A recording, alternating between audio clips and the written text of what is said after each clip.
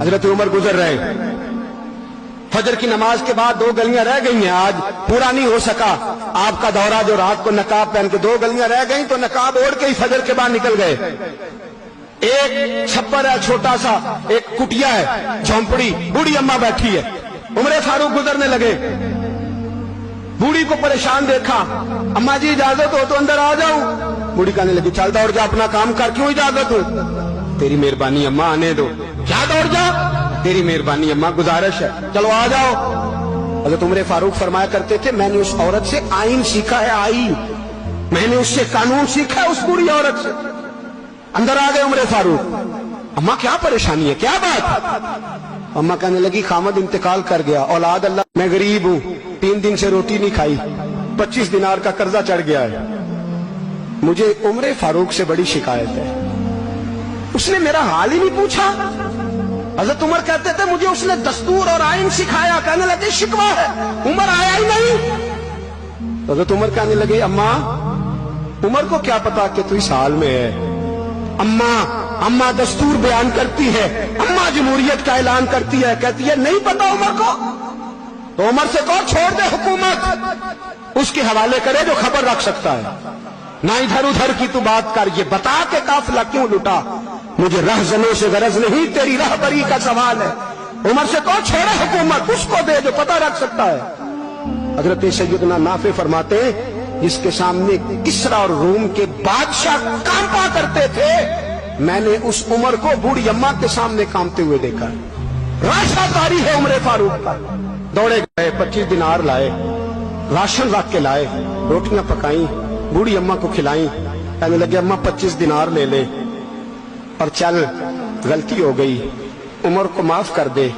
اماں بولی، بول کے کہنے لگی میں نہیں معاف کرتی، میں تو پکا پھل ہوں، بس گرنے والی ہوں، ایک دفعہ قبر میں جا لینے دے، میرے رسول آئیں گے تو میں عمر کی شکایت کروں۔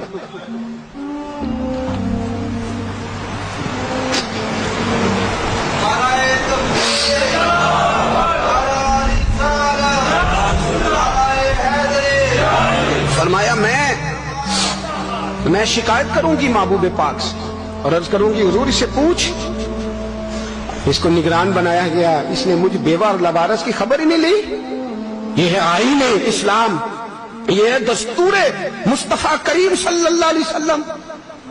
یہاں کتنے غریب بھوکے سوتے، کتنوں کے بچے روز اغوا ہوتے، کتنی مصیبتیں، گورنمنٹ کہتی ہے کچھ بھی نہیں کچھ بھی نہیں کچھ بھی نہیں، افواہ ہی ہے افواہ ہی ہے، افواہ ہے تو اس کا علاج کیوں نہیں ہوتا؟ آپ میدان میں سرے عام آ کے اس کا اعلان کیوں نہیں کرتے؟ جاگیے اور سنیے میری بات۔ حضرت سیدنا فاروق اعظم نے 25 دینار دیے، پھر اس اماں کو کھانا دیا، کوئی برادری نہیں اس اماں کی، کوئی ووٹ بینک نہیں، کوئی یہ اماں کسی بڑی برادری کی نہیں جس کا 2 لاکھ ووٹ ہو۔ امیر المومنین ہو کے عمر فاروق اماں کے قدموں میں بیٹھ گئے، کہنے لگے اماں عمر کمزور ہے، حضور کا سامنا نہیں کر سکتا، تیری مہربانی نبی پاک کے سامنے شکایت نہ کرنا۔ اماں کہنے لگی چل میں تیری خاطر معاف کر دیتی ہوں، جا تو مجھے کسی اچھی ماں کا بیٹا لگتا ہے، جا تیری خاطر۔ کہنے لگے چل پھر مجھے لکھ کے دے، کہنے لگی میں تو ان پڑھ ہوں، تو لکھ دے میں دستخط کر دے۔ حضرت عمر نے لکھا، ایک بوڑھی اماں کو شکایت تھی خطاب کے بیٹے عمر سے، اور پھر وہ معاف ہو گئی، اماں کہ یہ دستخط کر دو، اماں کے آگے کیا تو حضرت علی آ گئے، حضرت عبداللہ ابن مسعود آ گئے، کہنے لگے عمر یہاں پھر رہے ہو، میں سارے مدینے میں ڈھونڈ رہا تھا۔ اماں اٹھ کے کھڑی ہو گئی، آئے میں مر گئی، یہ عمر تھا، یہ میں نے کیا کیا؟ حضرت عمر کہنے لگے اماں نہ، اپنے وعدے پہ قائم رہ، تو نے جو کہا تھا اس پہ قائم رہ، ہمیں تو بتایا گیا تھا یہ والا نظام پاکستان میں آئے گا، یہ کہا تھا قائد اعظم نے، یہ رنگ ملے گا تمہیں، کہا ماں تو وعدے پہ قائم ہے، لکھ کے دے۔ لکھا، اماں نے سائن کیے، پھر حضرت علی سے کہنے لگے بطور گواہ آپ بھی سائن کر دو، پھر عبداللہ ابن مسعود سے کہنے لگے آپ بھی سائن کر دو، سائن ہو گئے تو جناب عمر نے رکا لپیٹا، حضرت علی کو کہنے لگے علی تو میرا دوست ہے، میری صبحوں اور شاموں سے واقف ہے، علی تو میرا رازدار ہے یار، مجھے یقین ہے کہ میں تجھ سے پہلے مر جاؤں گا، جب عمر کا انتقال ہو جائے تو یہ رکا میرے کفن میں رکھ دینا، یہ رکھنا میرے کفن میں۔ علی کہنے لگے پھر کیا ہوگا؟ پر میں جب نبی پاک میری قبر میں آ کے پوچھیں گے نا بتا تو حکمران تھا کیا کر کے آیا ہے، تو فرمایا میں رکا نکال کے عرض کروں گا سونے ایک اماں ناراض تھی میں اسے بھی راضی کر کے آیا ہوں. حضور میں راضی کر کے آؤں. یہ یا رسول اللہ میں